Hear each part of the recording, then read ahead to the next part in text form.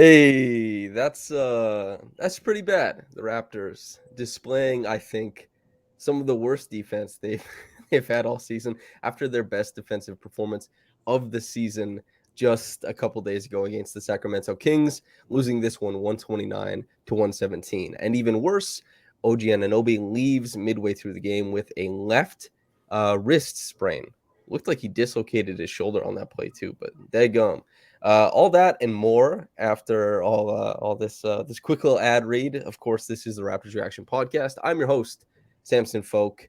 We have somebody joining us, Kai, staff writer, Mikai Bruce. I call him Kai because we're pals. That's my little protege, my little superstar over there. We're ready to talk about this game. The first thing I want to ask you, I'm going to give you three options.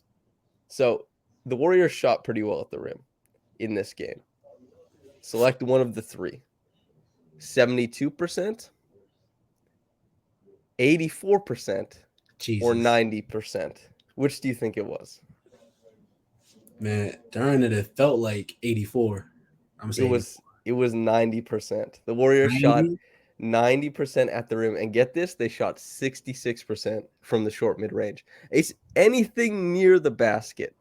The Raptors weren't able to stop. And part of this is why, the Raptors had, I think saying trouble might be underselling it, but the Raptors were very anxious. They had anxiety. They were really worried about what was going on above the break, out beyond the arc with the Warriors, guarding the three-point line.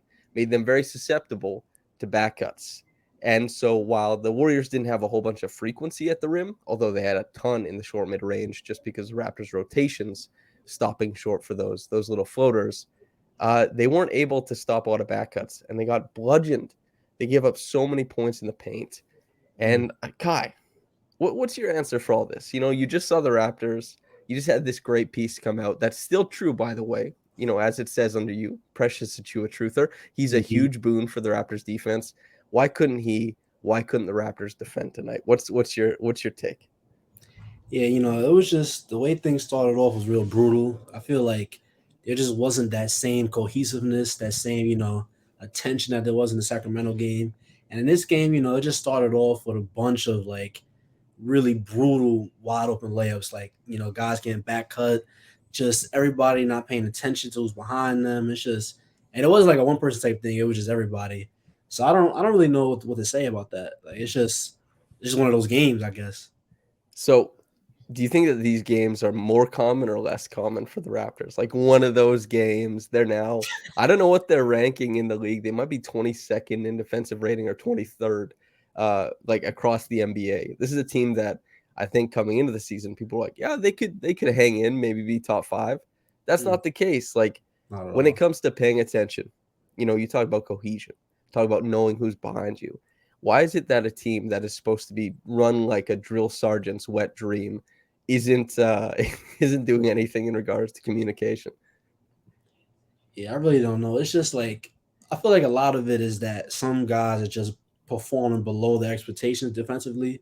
Like naming like Fred VanVleet. When you have guys that are supposed to be really nice defensively and then they're not doing their job, it makes everybody else's job a lot more harder. And it just really just affects the team as a whole. I think that's a big part of why, the defense has been as good because like Fred VanVleet taking a step back on defense. Scotty was never really nice like that on defense. So there's just too many like holes to plug in the defense for it to be really good like that, in my opinion. Yeah. So the Raptors, for people who are looking more technical answers, so there's something called a top lock. Steph Curry and shooters see it all the time. It's a type of defense where the defense tries to stop the offense from getting a pin down or coming off a screen, coming up court to catch a ball. And how they do that is they position a defender in front of the screen or they switch it, right? This exists only when teams, or it exists successfully only when teams are very aware that their two guys are playing a top lock scheme. And not only that, but those two guys have to be acutely aware of who is locking the top and who is now responsible if that back cut comes, right? We see this all the time in the NBA with a bunch of guys running off screens. They're so good at like backtracking, cutting it short because guys are shooting gaps. They will reroute. Who is better at that than Klay Thompson and Steph Curry, Jordan Poole? Basically nobody. The Raptors, no communication on the top lock. Sure, they locked the top, but did they have anything going on at the bottom? No, sir. That late rotation comes over at the rim. Maybe it's Chris Boucher, Pascal Siakam, Precious Achiuwa. It doesn't really matter. They're not going to stop these guys with like tremendous touch from finishing at the basket. So that's like 5 minutes of us just absolutely lambasting the defense. Let's talk about something fun and good about this game. I tweeted after the game that I don't view the Raptors as an NBA team, doing wins and losses. I view them as a vehicle for Precious Achiuwa highlights. For anybody listening, there is a feature on Precious Achiuwa written by Mikai Bruce on RaptorsRepublic.com. I urge everybody to go read it. But we have the man in-house, and you watch Precious Achiuwa have a pretty damn good game. Maybe not defensively, but holistically, the whole damn thing was pretty good. I want to hear your thoughts on that. Yeah, Precious, on offense, I feel like this game was a lot less chaotic than we're usually used to. I feel like he was, moving the ball really well, screening real well, and he had a lot of finishes where I was like, man, like that's a really good finish. Like last game, he had a great, stutter rip move, and this game he had a lot of great finishes, whether it's like, really acrobatic. He, was getting offensive rebounds, and, getting putbacks like that. So he was just doing a lot of the dirty work, and then he was also just had a lot of pretty moves as well. So let's put your analysis hat back on. You did it for the defense. Let's do it for the offense. Now, you say Precious is a budding defensive star. I'm inclined to agree with you. Hell, I've said it myself. And offensively, though, as you say, there's a lot in the toolkit. Does it come consistently, all of it? Not necessarily, but there are fledgling attempts at things that only stars do at his position, at his size. What do you think about the future of Precious Achiuwa, the offensive player? I think the future of Precious is largely as a wing. He loves to say he's a wing. I think in his mind he would like to be, one of those huge ball handler guys. But I think a more realistic avenue is probably him working as like more of a big, setting screens, rolling hard, just doing a lot of the off ball stuff, and then attacking closeouts in the near future. So I feel like the number one things he has to work on is getting that 3 point percentage back up, and really working on his screen and roll game. That's going to give him a lot of opportunity for easy buckets, and that's going to give him a lot of opportunity to attack closeouts and whatnot. And when you're attacking closeouts, it's just a way easier avenue than having to create the advantage yourself. Yeah. I think that Precious is overwhelming. When he gets to attack a closeout, when he gets to put the ball down, he's great leaping off of 1 foot. And he can adjust in air. We saw 2 or 3 finishes tonight where that was the case. And we also saw some of those more traditional big man finishes like pound dribble, gather, bump, finish through contact or with contact, whichever, right? And that was fantastic to see. Let's switch back to something negative, which we'll oscillate back and forth. Pascal Siakam, 21 points, 7 boards, 3 assists. 3 assists is low. He had no turnovers, by the way, but he shot 26 times. 26 shots and a handful of free throws for 21 points. He's not good. He was 8 of 26 from the floor. This continues a trend, and you can see it in this game. There were a couple blow-bys where he beat guys and draws a foul. There were a couple times that he missed at the rim after getting an advantage, but the guy looks like he lost a little bit of a step from earlier in the season. Looks a little gassed. Yeah, looks gassed. The creation isn't as robust, and he's living in the good games, in the mid-range, and in the bad games, 8 for 26, dying in the mid-range. What did you think of his performance? Yeah, like you said, he just looks a lot more tired, and just he doesn't look as spry as he did to begin the season. It's just he's looking to, I feel like he's looking to draw a lot of fouls. He's looking to just initiate that contact in the mid range. If he's not doing that, then he's looking to step back, hit a lot of mid range shots. I feel like he's been taking a lot more threes. Like I don't know if that's true or not, but I feel like lately he's been putting up a lot of threes. So he's really trying to get more jump shots going, and he's not really getting to the rim as much. You know what I'm saying? Yeah, I guess this would be 2 games before this one. He hit 4 threes. Last game, I think he was 2 for 8. And this game, he's 1 for 6. He had a stretch shortly before that where he was 1 of 19 from downtown. This is a guy who was hovering, I think, around 34, 35%, which is a perfectly fine percentage for Pascal to hang around, given what else he's good at. Mhm. but he's hanging around 31% now. And if Pascal is going to no longer get to the rim, and he's also not going to be a guy who hits his threes, and he's also getting squeezed into the mid range and not shooting like an insane percentage from there. He's trying, man. He's leaning on his counters as hard as he possibly can.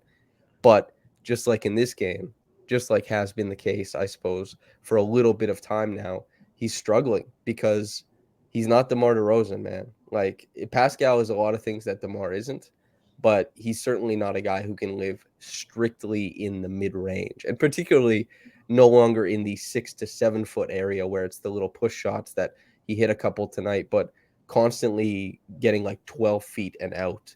It just gets so much tougher. The contests on a lot of his shots tonight were also very competitive in the mid range, not necessarily from three. It's Mhm. just like this isn't a superstar's shot profile. This isn't a superstar's efficiency. And if he's going to lose that step, he's gassed. He's, over the course of the season having a tough time keeping up the body, all that kind of stuff. Once again, leading the NBA in minutes per game. He's, what is he, like third in miles traveled per game, like this kind of stuff, right? Mhm. He doesn't have the ball skills and the shooting touch to just like plow through these types of stretches that other stars who have like a pull up three and all that kind of stuff typically can. It's tough. And tonight, also tough. If he has like a better game, maybe the Raptors are more in this game at the end. Maybe it's a little bit more compelling. But you know who did have a good game? Fred VanVleet. I Mhm. won't take all the air out of this one. I'll let you just take this one from jump. 28 points, 10 assists, good shooting night. His fifth good game in a row. Your thoughts on Freddie VanVleet? Yeah, Fred, I feel like he really did a lot to, kind of change the narrative around him this season. And I feel like a lot of that was based around just his shooting overall. And I feel like this season he's been getting to the rim a lot more than I've seen him, do in the past. So with him, shooting a lot better, with him getting to the rim more, and I just feel like the pull up shot has always been pretty solid, but I feel like he's been more of a threat, off the ball. He's been playmaking real well, and this game was no different. He was, attacking drop. He was hitting mid range jumpers. He was, getting to the line a little bit. And, I feel like things just went really well in that facet.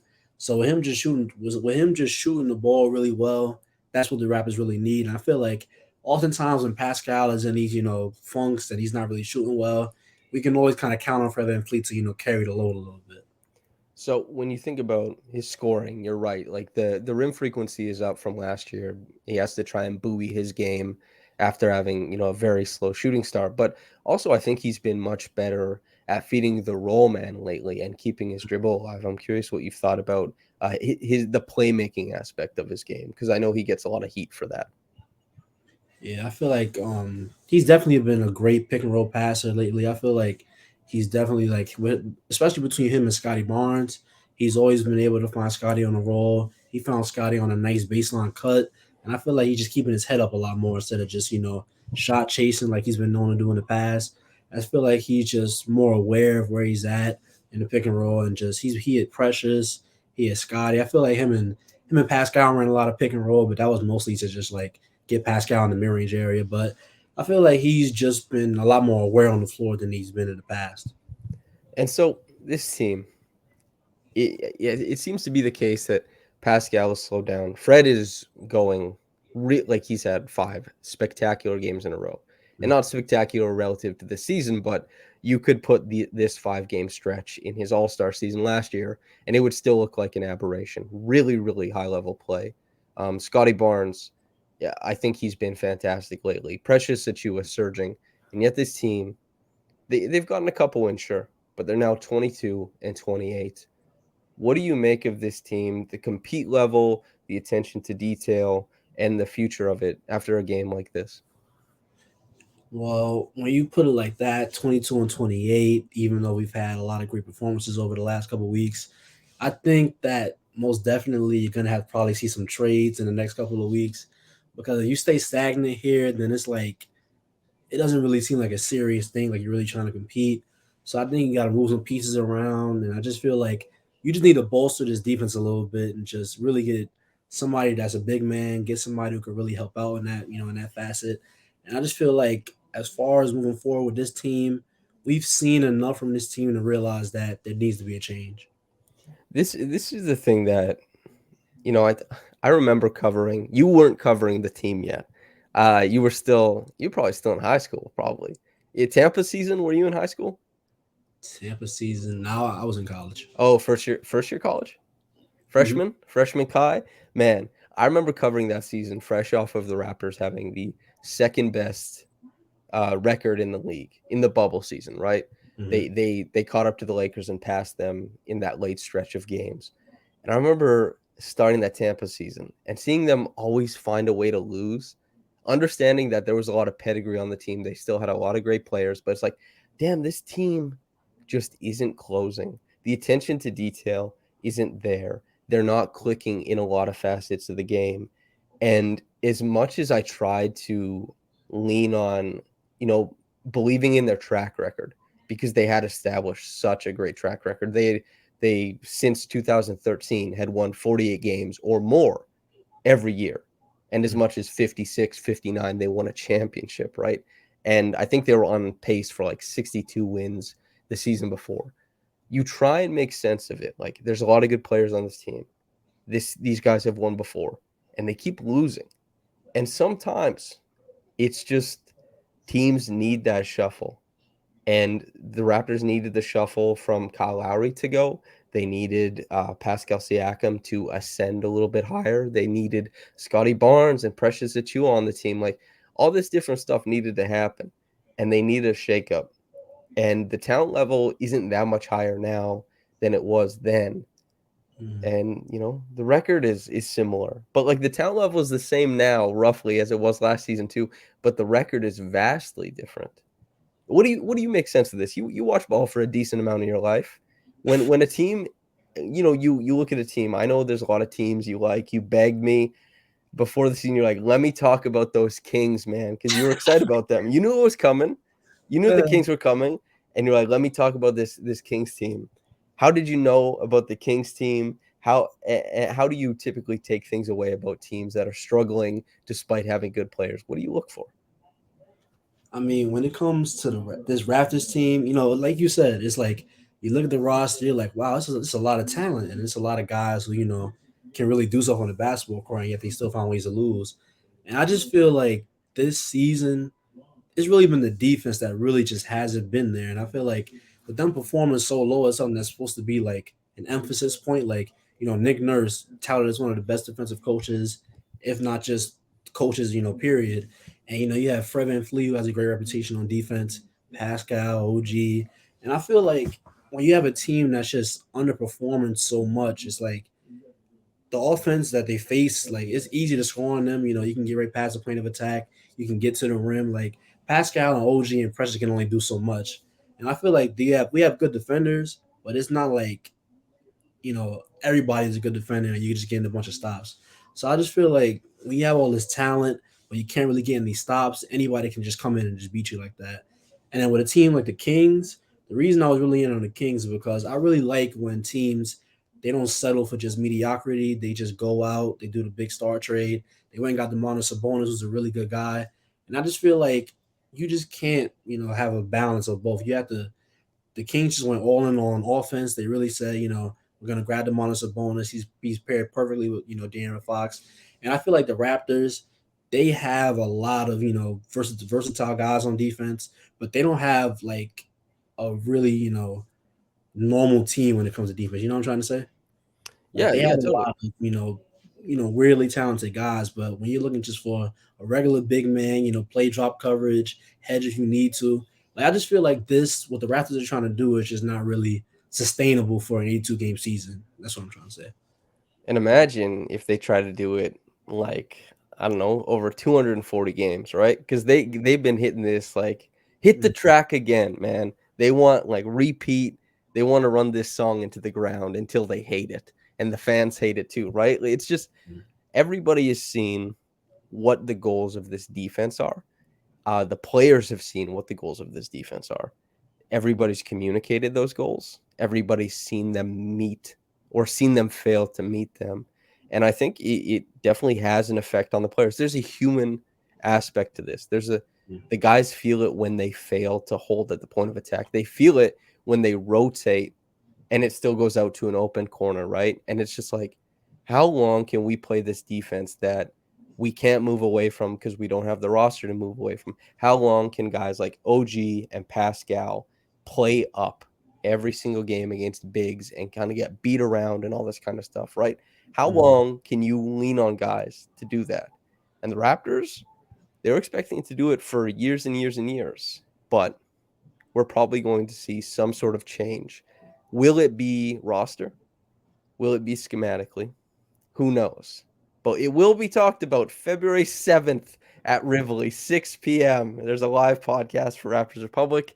Anybody who wants to come listen, feel free to come hang out. If you want to talk to me about basketball, that's the best place to do it. We'll chop it up afterwards. And yeah, there's a bunch of guests. It should be a fun night of basketball. Kai, are you flying in for the event as a special guest? Yes or no?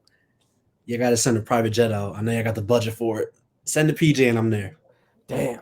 So you won't fly coach. It's got to be private jet. You're a fancy guy? Yeah, it got to be private. I'm sorry. Okay. Okay. Listener, that feels like a decent place to leave it. We covered the defense, which was bad. There's some nice offensive performances. And once again, precious Achiuwa highlights. We're able to come out of this. So that's nice. Kai, do you have anything coming up? You cooking anything up? Any features, anything like that coming forward? I gotta think about it. I don't really got nothing in the stash right now. I'm gonna be dropping stuff, for the rest of the season.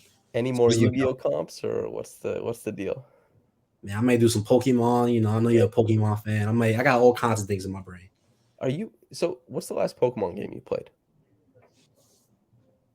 The last Pokemon game I played, it dropped last year. Not the one that just dropped recently. The one before the last one that dropped. Arceus? That was so good, man. That was a really great game. I enjoyed the hell out of that. I've been slacking on Pokemon. Damn. Honestly, maybe you need to get. Maybe you work too much. Maybe you're too much on the grind. That was like when I had that tweet where I was like, damn, I haven't been reading as much as I should. I've been working a little bit too much. And Kevin O'Connor replied, he's like, bro, you're on the grind. That's what you're supposed to do. Like, get out there. He's like more labor, more hours, bro. Yeah, I'm encouraging you the opposite way. I'm like, take more time off, dude. Relax. Anyway, Kai, feels like a podcast. Thanks for coming on, man. I really appreciate it. Yeah, no problem, man. Thanks for having me. Hey, yeah, anytime. Kai and I will be back, I think, during the All-Star break for a podcast, or just before it for a full-length podcast. So anybody who enjoys Kai, you're getting more of that soon on the podcast. Maybe on a pull-up tray episode, maybe on just a regular Samson episode. We'll see. But listener, thanks for tuning in. Yes, the Raptors lost. Somewhere mentioned in the Pokemon talk. Yes. But yeah, thanks for tuning in. If you're watching this on YouTube, like the video, subscribe. Go to raptorsrepublic.com, subscribe to the website. That's the most important one. And if you're listening on the podcast channel, thanks for letting us chop it up with you. Whether you got into this in the morning or at night, have a blessed day and goodbye. Peace.